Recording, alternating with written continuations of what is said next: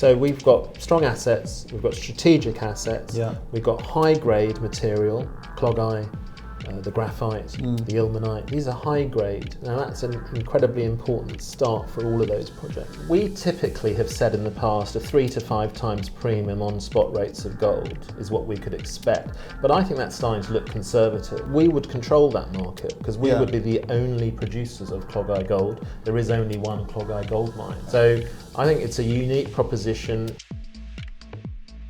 Hello and welcome to our viewers on cruxinvestor.com. Here today with George Frangeskides. He is the CEO of Alba Minerals. Hello, how are you? I'm well, how are you? Not too bad. So we're going to talk about a few topics today. Really keen to get an understanding of the business plan, strategy to deliver that, and you've got multiple assets. But let's start off first with a 1-minute summary on the company for those people who have not heard the story before. Sure, no problem at all. Well, we're in a couple of things. We're in the mining sector and we're in the oil and gas sector, so that's quite unusual for a junior in our business. How that happened, about 5 years ago I joined Alba, and we saw an opportunity to get involved in the Horse Hill Consortium, which is an oil and gas play in Surrey, which has been quite topical and quite newsworthy over the last few years, and is actually drilling the second well as we speak.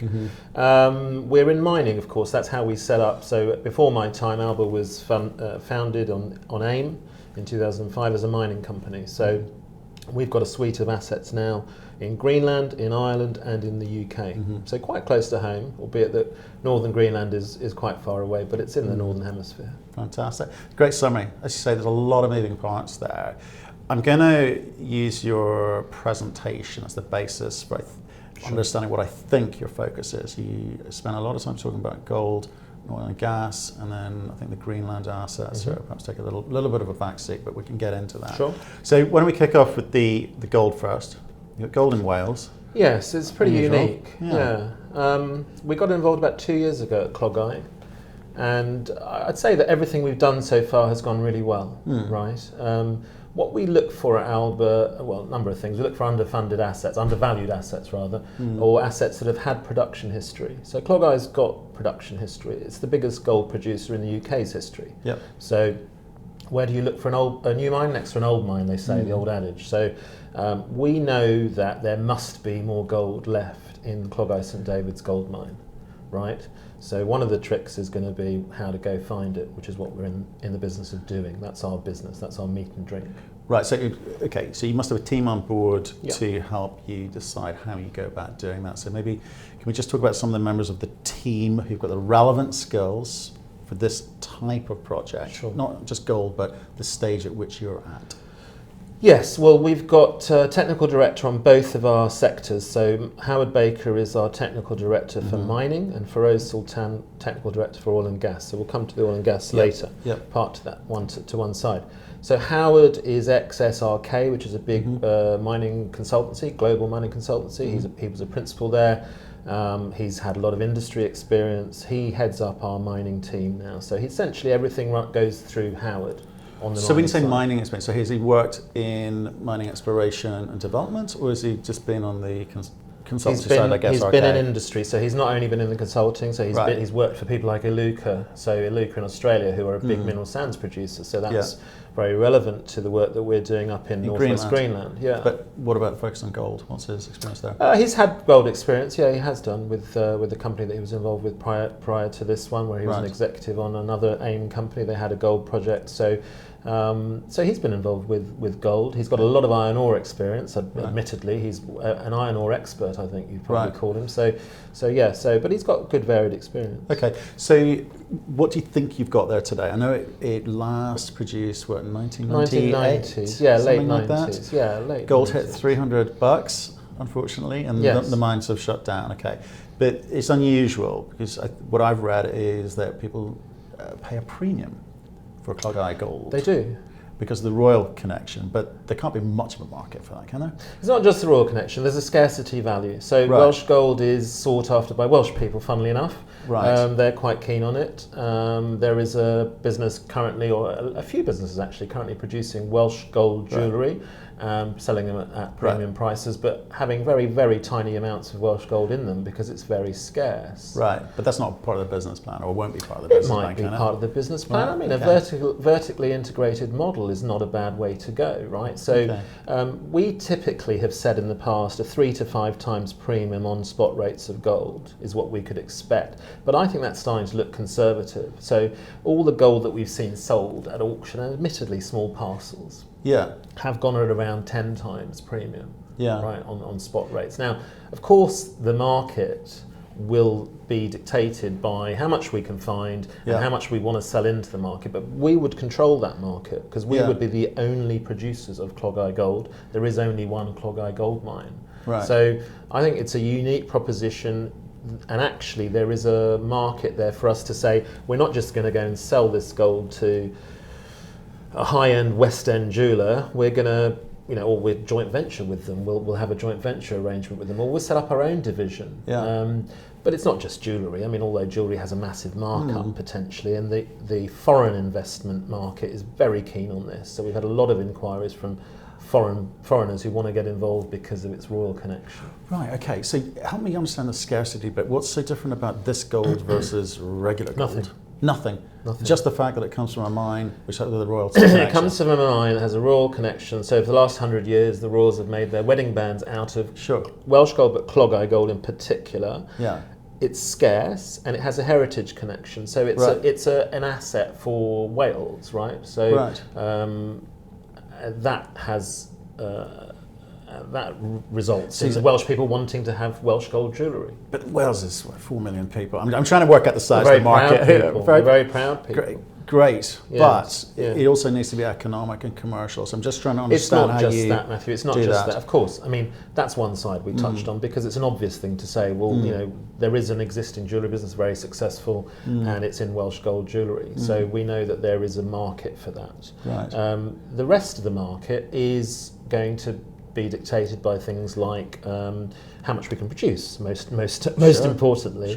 If we can produce enough, we'd be looking at sovereigns, we'd be looking at small gold bars, those sorts of things. Now, they're collectibles and they're investable, right? So they're things that people will have as an investment, as physical gold. And we think that there's a significant market global market for that. Yeah, absolutely. Okay, so I'm just trying to work out where this gold mine, this gold asset of yours, sits in the market. So that's a boutique mine. I mean, let's not pretend. I say that we haven't even talked about the regional gold exploration that we've been doing, which has massive potential. But in terms of the existing mine, we don't need to find a lot of gold for this to be highly lucrative for Alba. Because the economics are underpinned by that premium. So regular gold mines would measure themselves by ASIC. We know ASICs can be adjusted, but broad sweep in terms, ASIC is how a gold producer would measure themselves. You don't have the same measure there, really, do you? If you're saying that your margins could be significantly more than a regular gold producer. That's right. So that's what you're saying the uniqueness is. Yes, well, that's one of them, and I think that the difficulty is to put numbers around that, because we are listed, we have to be very careful. Of course. We've got internal numbers, and we're developing those as we go, of course, as to how much gold we would need to produce, at what grades we would need to find to make this an economic proposition, right? So, but that's all in development. All that thinking is going on. So, remind people, this is fairly early stage yet. It has been producing. You have extracted a lot of rock. But what have you done? Right, so it's not early stage, I would say. Okay.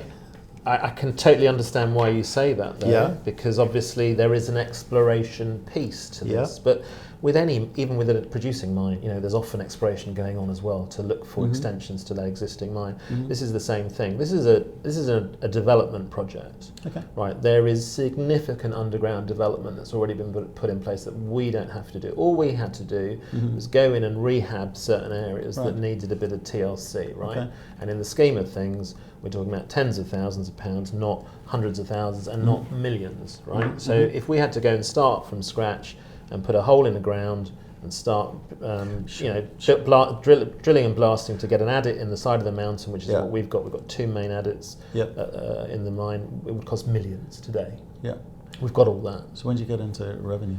So I think a 2 to 3 year timeline is aggressive but doable.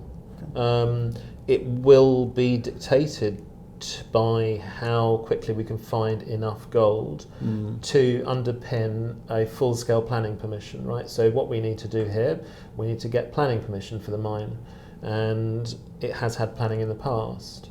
It's got lots of advantages in terms of getting planning again, right? Because it's already there, it already had planning, it's hard to see it, so visually it's low impact, noise will be low impact, truck movements we will obviously try to keep to a minimum. So all those things we're thinking about, a lot of the waste will go back into the mine. So all this is going on, all this thinking is going on as we speak. That's what I mean when I say, it's early stage.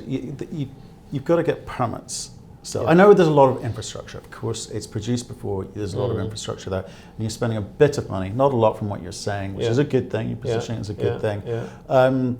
But permitting, licenses, etc., are they a known factor in this country? Because there's not that many gold mines. Oh yeah, they are. They are. They are. So what's the time of your 2 to 3 years? I mean, how much of that? Well, is I think permitting? we'd be looking at in 12 months' time being in a position to put in a planning application, and there's then a statutory timeline for that, and we're talking about a number of weeks for that to then be determined, right?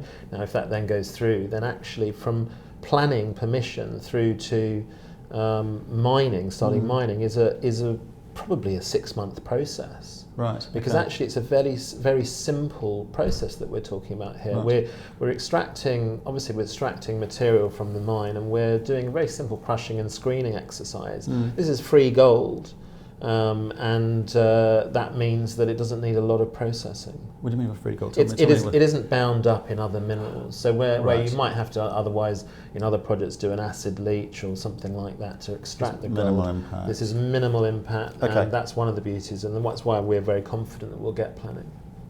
And how much more money are you going to need to put this in place? It depends on the drilling that we do, I think, to be honest, and how well it goes straight away. So we've got a plan to drill in various locations, which is in our presentation of last month. And everyone should read this. Everyone should read it. Yes.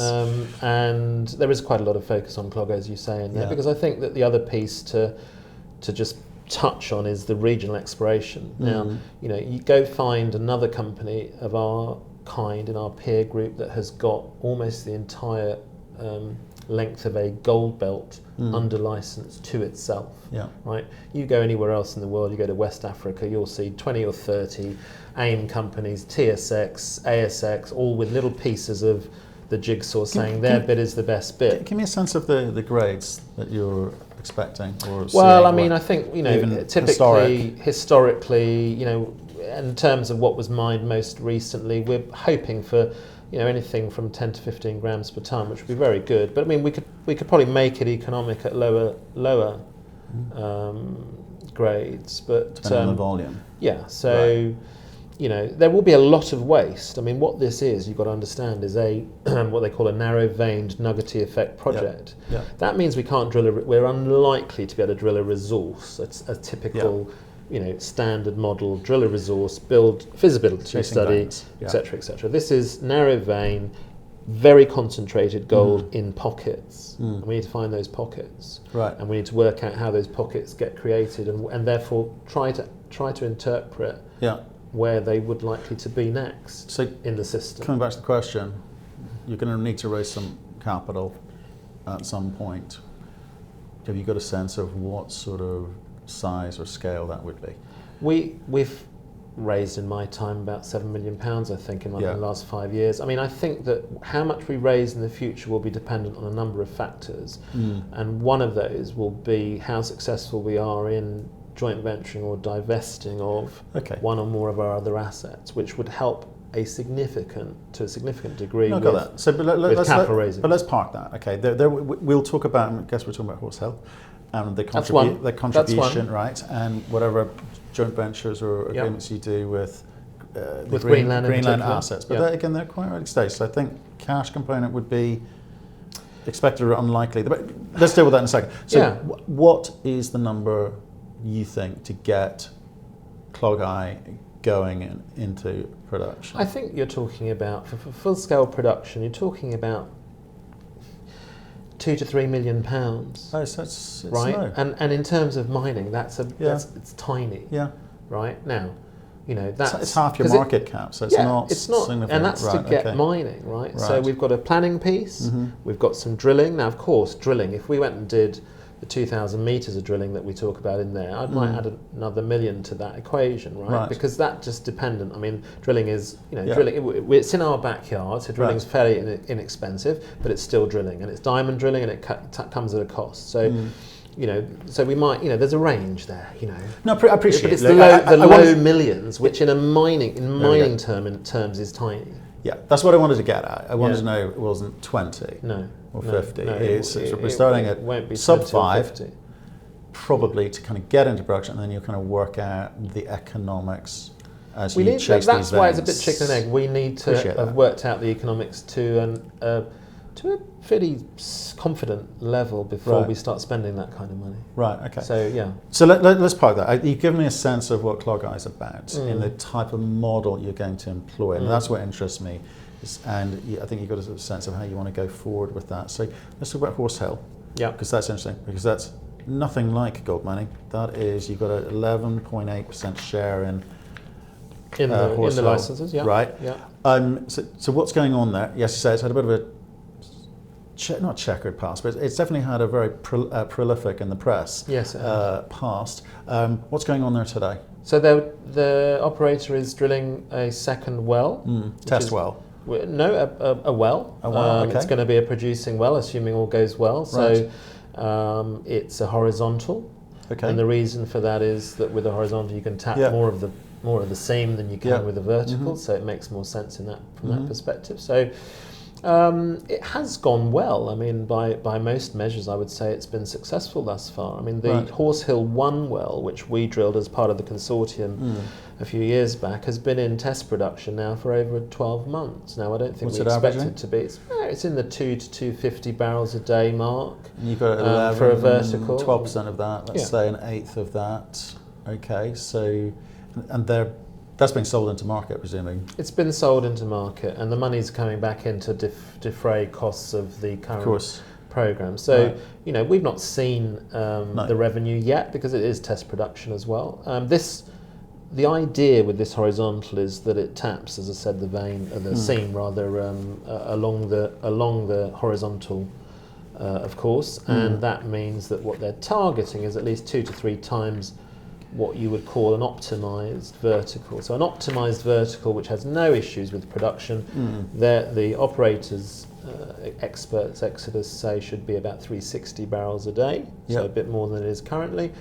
A horizontal should get you 2 to 3 times that, so you're looking for 700 to 1,000 barrels a day for a horizontal, which obviously becomes much more interesting. Much more meaningful for you at the point at which it starts contributing to you. Correct. When do you think that point is? When it goes into commercial production. Which is when? Well, I mean, the timeline is still stated to be end of this year. Right. But even if it's, we don't control the timeline, we're an investor in that project, I can't give you the word from the horse's mouth, as it were, with no pun intended. You've no board seat there? I've got a board seat at Horse Hill Developments Limited, the operator, we do have that. So we do have some insights there. I mean, I think that if it was, first quarter of next year, first half of next year, we'd be very pleased. Because you talk in your presentation on page 18, planning approval covers 25-year production at 3,500 barrels a day. Yeah. So that's a major part that's been. So you talk about planning at Clogau. So we have experience because we've seen planning at Horse Hill, we've seen planning at Brockham, which we may or may not. But you've got different things going on there. You've got water tables. You've got different things going on there, but a lot of the factors are the environmental impact. All those things have to be considered. The truck movements, the ecology studies, all of that stuff has to be done at Clogau as it has been done at Horse Hill. Right. So I was just trying to work out what the contribution for you is. So based on that 3,500 a day, have you any idea what the net back will be per barrel? We would be looking at 11% of around $50 a barrel. I mean, if we the net back is $50. It's the costs are quite low. The costs of production will be quite low.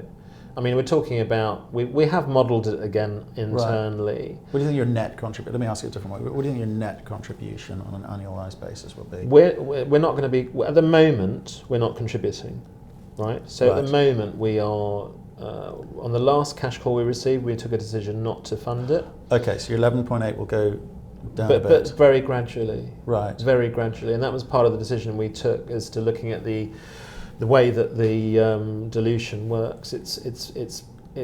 It's minimal. Right. Okay. So it made sense to us. Of course, if the horizontal goes astoundingly well, we will always look at that again and determine whether it makes sense for Alba to follow its money. Right. But at the moment, haven't taken a decision on the current drilling actually. Right. But on the past costs that have been cash called, we haven't contributed, and we put that out into the market. So even at I didn't think you'd hit $50 net back contribution. Depends to on you guys. our That's quite modelling of the something. oil price, and so we've obviously got a spectrum of we've done internal valuations of our stake, right? And it comes in at a spectrum which I can't really go into because I can't really defend those numbers publicly. But internally, we've got a good idea of what we think our stake is worth over that 25-year period of production. Right, because if I was doing some crude analysis, I would have thought very conservatively, because we don't know quite what oil's going to be doing, but even if you on a, say, $20 net back to your contribution to you, it's still... So the $50 wasn't for us, obviously. That's the... Oh, that's what I'm saying. That's the total. That's the no, but I'm saying I'm surprised that it's that high even. But maybe it's a topic we should stay away for and maybe pick up another day. Yeah. But you've got an idea of what you think the contribution will be to you, and that'll be meaningful for, say, Clogau. Yes. By the sounds of it, it should be very meaningful for Clogau if that's what you put money towards.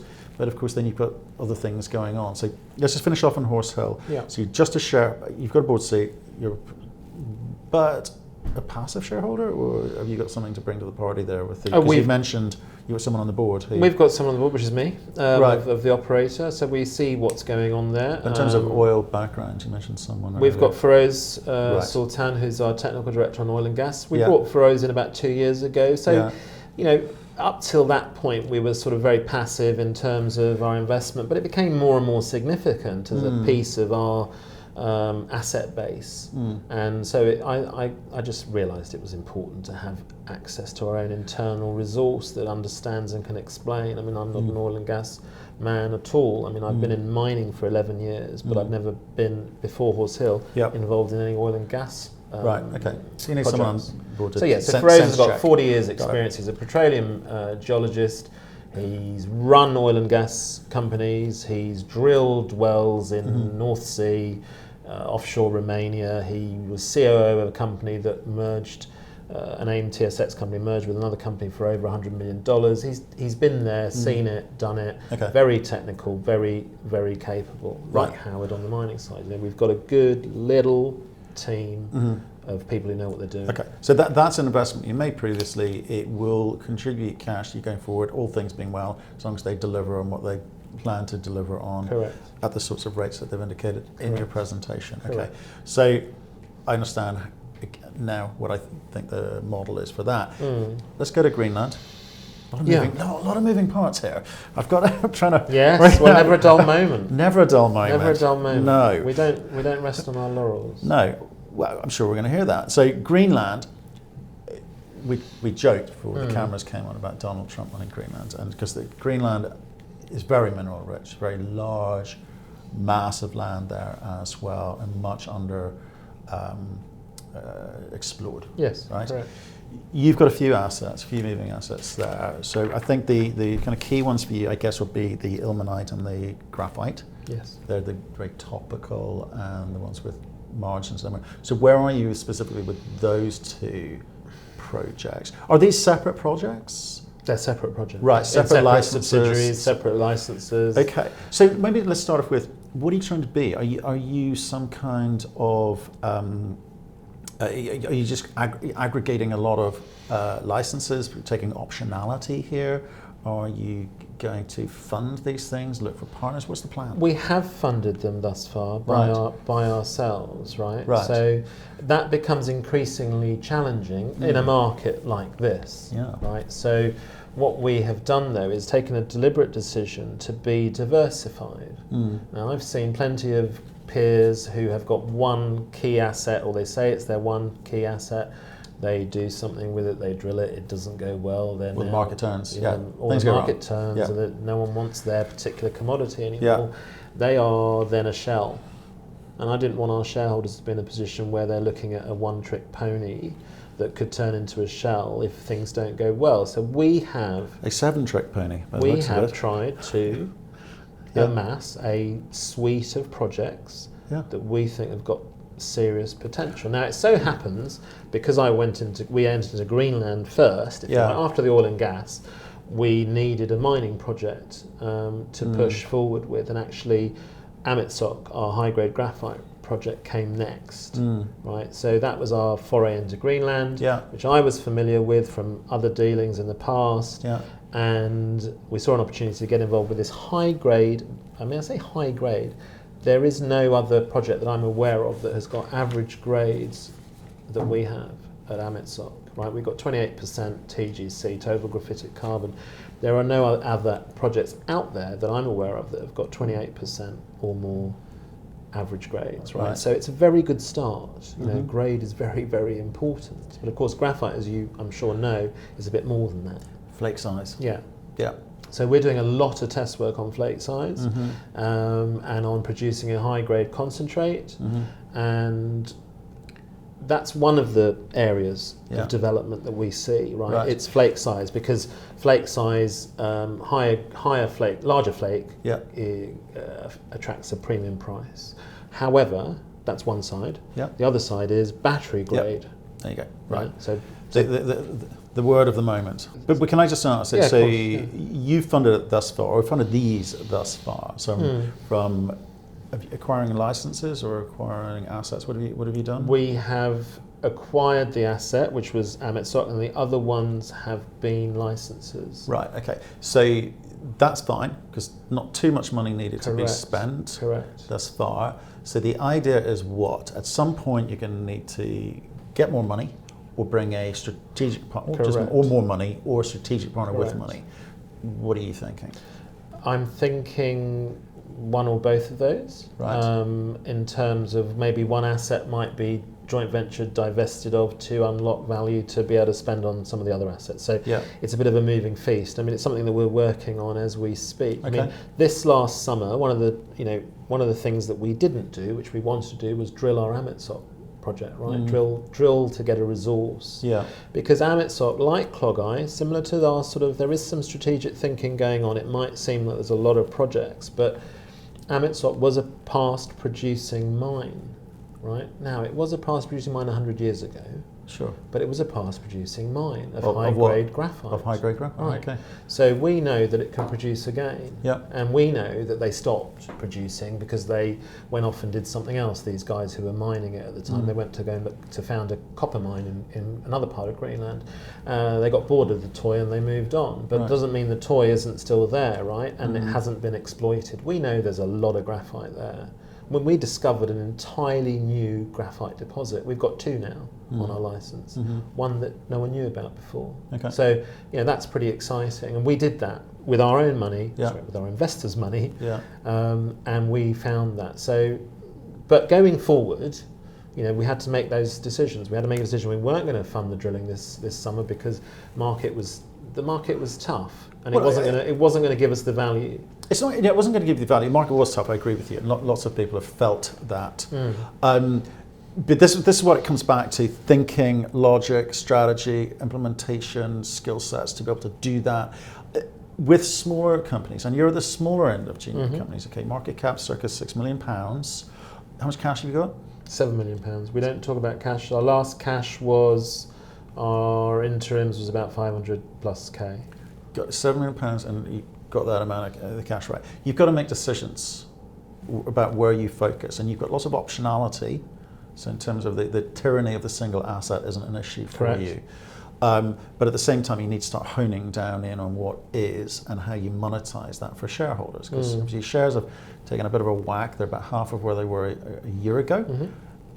Not unusual in this market, but worth stating that you've got some shareholders who bought into you, and they want to know what are you going to do to get back up there. So can we talk about some of that optionality that you've got and how you're going about focusing a bit more on how you commercialise it? Yes, the focus, we've already said, is on 3 mining assets currently and the Horse Hill investment, right? So Clogau we've talked about, Horse Hill we've talked about, the graphite and the ilmenite, right? Those are the two. Those are the other two, right? Okay. So now, can we fund all of that? Well, it really just depends, right? So if we were to unlock value on one of our assets, we could fund quite a lot of work here. So Amitsoq needs to be drilled. It's going to cost about £500,000 to drill and hopefully get a resource out of it, an initial inferred resource. And you think that's going to be enough to attract strategics? Okay. Because of its high-grade nature, because we've got a lot of graphite material sitting in warehouses, which is being tested, and different test work is being done on it. So conversations are happening? Are those tested internally or with They're potential being partners? tested externally, not with potential partners yet. Okay. After this next phase of work, we'll have an idea of what our potential partners might look like, right? So we talked a little bit about flake size and then batteries. Well, battery grade stuff is you need to be able to produce a very high grade, very high purity graphite, 99.95% pure graphite. We need to do some work on determining whether we will have we're likely to have battery grade graphite at Amitsoq. We know that we've got flake. Yeah, we're saying there's always going to be a market. It's a question of if it's battery, we need to be capable of producing high spherical grade, graphite, small spherical graphite, and everything that entails in terms of capex. Yes. If not, it's flake graphite, and it's got industrial uses. That is actually the biggest market still for graphite, and more margin. Yeah, and more margin. Right. Right, small flake, large flake, etc. Small flake, large flake, etc. Okay, so you understand about what you're doing with Amitsoq. The ilmenite, obviously that's used for pigments, papers, plastics. It's a massive paints, industry. Huge industry. Huge. What do you know about what you've got? We know that we've got high grade in situ ilmenite. So we drilled it, not this summer, last summer. We drilled it. And one of the things we said we were going to get out of that was a resource, an initial resource, and we've got that now. We've got a JORC inferred resource, same resource that our neighbours down the way, Blue Jay, had when they first drilled their project. Right, so we've sort of mapped a path there, or sorry, they've mapped a path, should I say, and it isn't rocket science, I guess, and they've done it incredibly well. So they've had their project for 3-4 years longer than we have had ours. So just to explain, they've got a piece of the coastline up in northwest Greenland, and across the bay we've got another piece, the other piece of the coastline. Right, and the mineral, the ilmenite, is the same. Okay. In terms of its quality. So how do you know that?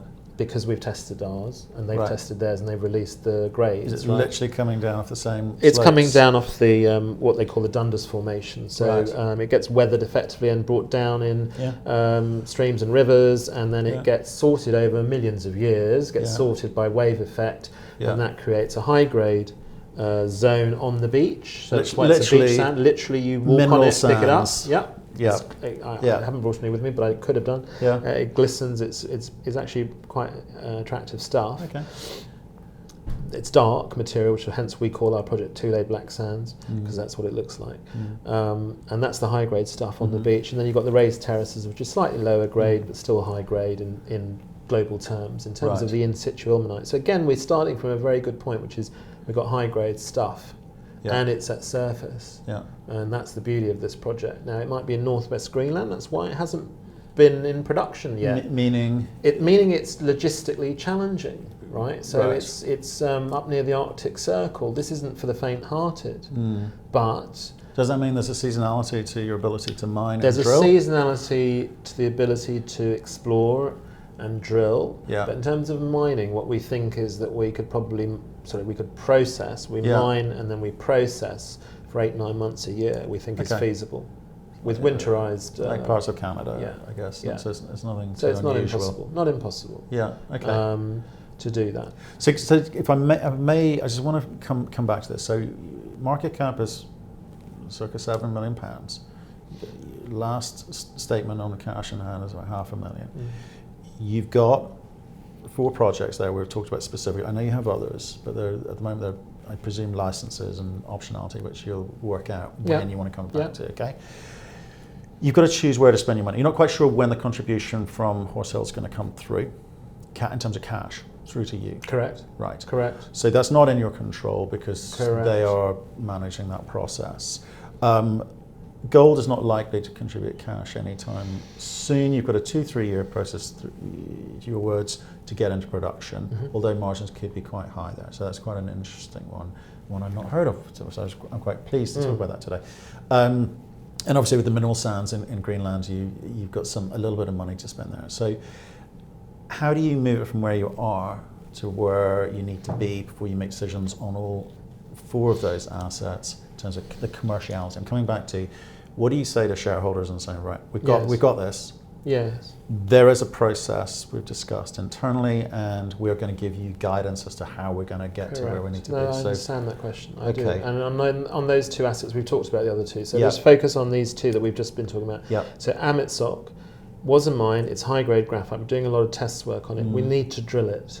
Yep. Right, we need to drill it because we've done a lot of modelling of the deposits. We think we know how the deposits sit, right, and therefore we need to drill them to prove that we're right about that, and that there's the tonnage there that we're expecting to get. Is that going to be onshore and offshore? Onshore. All onshore. Onshore. Really? Onshore. Okay. So there's the Amitsoq is an island, and that's where the mine used to be. And then on the mainland, which is all still within our license, there's another deposit called Clogau, which we also want to drill. So we'll drill both those assets at different times. We certainly want to start with the one that had the mine on it, because that's the obvious place to start. So we need to drill that. We need £500,000 to drill that, right? Now, whether we do that ourselves or whether we do it in joint venture with a strategic or just another operator who wants to come in and looking for a very good asset, who's in battery metals or wants to be in battery metals, for instance, of which there are many. So it's a question of how much can you hold on to as part of that It'll deal? be a negotiation as to how much that asset we hold on to. If the terms are no good, we will go and do it ourselves, right? Right, so you have to we're go not to going to give up. We're not desperate. We're not going to give up what we think is a very, very strong asset for peanuts. Right, so we will determine how much of that we can retain reasonably, what our valuation is, and obviously that's then a negotiation. And there have been discussions along that, on that subject, right? So that's Amitsoq. Yeah. The Ilmenite, slightly different. We've drilled it. We've got a resource. We know we could drill it some more because we could take in a sonic rig, which is one that can go through the permafrost, right? So what we took last time was 2 lightweight rigs that could get around quickly. Yeah. And they could drill up to 1 metre, but they wouldn't hit the permafrost. They hit it a couple of times, but they weren't very successful in hitting through it because it's bloody hard stuff. Right. So you need a sonic drill rig. And we could send one up there and we could do some drilling, get some deeper holes and increase our resource. We know we can do that. Right? We know we can do that because this is you see it, you touch it, you know where it is, right? So we know that we can increase, nothing is ever 100%. We are very confident that we can drill a bigger resource there. The thing that we therefore need to do now, because we know the quality of the material, we know that it's there, is engage more with our potential strategic partners, right? So we could rest on our laurels and see what Blue Jay, how they go with their discussions with Rio Tinto. I mean, that's a phenomenal result they've had already thus far, to have a major interested in their project, that they've sent 40,000 tonnes of material to Quebec. So we could just sit there and wait for that to flow through, and how does it all go? And we've got high grade material too. Right. But we're not doing that. We are seriously engaging with strategics and potential partners around the world. So you sound our asset. You sound more like an incubator of you can call it what you want. Because you're seeding projects, you're acquiring projects at whatever stage. You're building them through to a certain point, at which point you do some maths. And you go, now's the moment where we bring in someone else's money and take it to the next level. We retain as much as we can.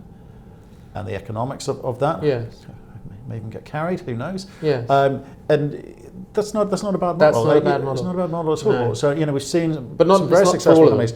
I appreciate that. But I'm saying it's a model we've seen work. What I'm trying to listen to today is a little bit about the projects and how you intend to go forward. So that model works. And as you say, some of them you may decide I know you've been very reluctant today to talk about any kind of dilution fundraising, maybe because you don't intend to. Well, because I don't know where we're going with these with the divestment program. But what it does do is push me towards you're veering towards strategic partners as a solution. It's part of your strategy. It's our solution most likely for some of our Greenland assets, because the capex for an operation up in northwest Greenland or even a capex down in southern Greenland is going to be significant. Whereas in Clogau, we think we can fund Clogau with the right divestment program, money? With horse hill money or with the divestment of one or two assets. We think we can fund Clogau, right? So it's a different beast. You know, therefore I'd like to give it our very best shot to retain control and ownership of the majority of Clogau. The other two assets, you know, there's no point in having 100% of nothing, right? You know, and that's just a fatal mistake when people fall in love with these assets and then they never want to relinquish anything, control or a piece of it or anything, because no one's going to understand what the value is and they're going to ruin it. Well, you know, that can't be the way forward there. So you think the shareholder value lies with Clogau and the contribution from Horseville in terms of its ability to generate cash for you to do more with Clogau? Because you talked about regional development there, right? Greenland could be a strategic partner, come and work with you, or you could offload again to generate cash. You don't know. Things to be decided. We don't know. We think we've generated value now in those assets, right? So I'd say Amit is, you know, it's ready for a joint venture, but the valuation will inevitably be slightly lower because we haven't drilled it, right? Had we drilled it, we'd be talking, and it went well, we'd be talking higher valuation. So that will temper our, you know, I don't mind who's listening to this, but it will temper our expectations about that. With the Ilmenite, we've drilled it, we've got a resource, we've got something that's much more defendable, scientifically, if you like, defendable. You've got the data, and you can only work with what you know. Correct. And we can say till the cows come home, we think there's X 100,000 tons of graphite, but until we can drill holes and prove it, oh my goodness, our joint venture partner's going to say, well, we don't believe you. Okay. Therefore, the value's lower. Okay, so what would you say to new people coming in? I mean, the market cap is what it is, and I think you've done a very good job of explaining what it is that you've got and how you're going to move forward, and I think your existing shareholders may take some comfort from that, okay? But for new people coming into this story, what do you think's in it for them? Strong assets. Yeah. So I think that we've amassed some strong assets. I mean, you can imagine that to get to where we've got to, we've sifted through hundreds of assets, right? True. As all peers would have done as well. I'm not saying we'd do anything unusual, but we have been incredibly selective in what we have come to. We have stuck within a jurisdiction that we can manage, right? We've gone into Greenland, we've liked it, it's a good place to do business. It is slightly more expensive on the cost curve for exploration than anywhere else, or other places are. We know that. That's why there are some phenomenal assets still available there. So we take the rough with the smooth, if you like, and we've gone into Greenland in a big way. So we've got strong assets, we've got strategic assets, we've got high grade material, Clogau, the graphite, the ilmenite. These are high grade. Now that's an incredibly important start for all of those projects. We're not talking about massive tonnage, low grade. We're talking about high grade, low tonnage. Great pace. So that's where we want to be. We've got a strong management team. Now we've tried to keep our head count as low as possible because we want to put as much money as possible into actual exploration and development, not into paying people's salaries. But we have got a really good team. We've got 180 years joint experience in this sector, right? Okay. And that, you know, we've got a lot of grey hairs in the business, on our board, which I haven't even touched on, and our management team. So I think that all those things, that package, where we're trying to unlock value now in 3 or 4 of these assets in particular, and we've got all those irons in the fire still. So I want to push you on this a bit more. So you've got a lot of grey hairs, the board. The board, well, me as well. It's terrible. It's that age, aren't we? You've got a senior board, a lot of experience, a lot of projects, a lot going on. And as we sit here in the middle of London talking about these assets in Greenland and further afield, you've got so much money in the bank now. Okay, your G&A, what are you burning on a monthly basis or annualized basis? What do you think that number looks like? Our overheads are around 35 grand a month, something like that. Now, in terms of peers, it's very low, I can tell you, right? So it's very hard to run an AIM company with all the nomad costs and listing costs and all the rest of it, registrars. Okay. Every time someone sells a share, I pay X to the registrar. I didn't know that before I got into this business, but we pay for the benefit of people trading in our shares. And we've had phenomenal volumes traded in our shares over the years. So, you know, I think that's pretty lean. It is lean. I just wanted to know. Yeah. That says to me, not everyone's full time. Says Correct. You need people. You use people as and when you Correct. need them. Okay. Yeah. Which again is smart. Our technical directors are not full time. Smart. Okay. I'm a buyer of that. But even at that rate, you are going to get to this point in the next 6 months. You're going to need to raise some capital, aren't you? We may either need to raise some capital, or we will offload.